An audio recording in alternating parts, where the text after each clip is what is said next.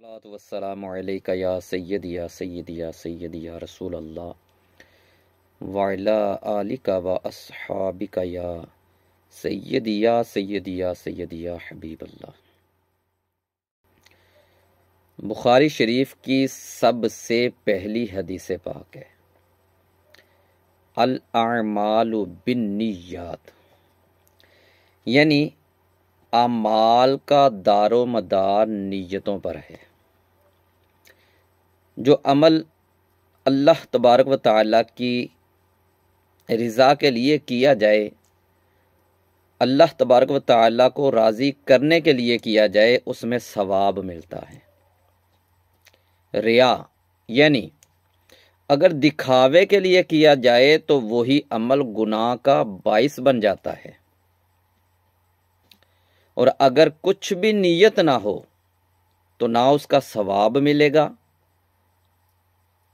نہ گناہ، جبکہ وہ عمل فی نفسی مباح یعنی جائز ہو۔ مثلا کوئی حلال چیز جیسا کہ آئس کریم یا مٹھائی یا روٹی کھائی اور اس میں کچھ بھی نیت نہ کی تو نہ ثواب ہوگا نہ گناہ ہوگا، البتہ قیامت میں حساب کا معاملہ درپیش ہوگا، جیسا کہ سرکار نامدار دو عالم کے مالک و مختار شہنشاہ ابرار علیہ الصلاۃ والسلام کا ارشاد حقیقت بنیاد ہے، حلالھا حساب و حرامھا عذاب، یعنی کہ اس کے حلال میں حساب ہے اور حرام میں عذاب۔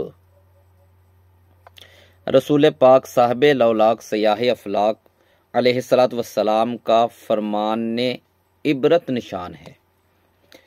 بے شک قیامت کے دن آدمی سے اس کے ہر کام حتیٰ کہ آنکھ کے سرمے کے بارے میں بھی پوچھا جائے گا۔ اسی میں ہے کہ اپنے ہر مباح کام میں اچھی نیتیں شامل کر لی جائیں۔ چنانچہ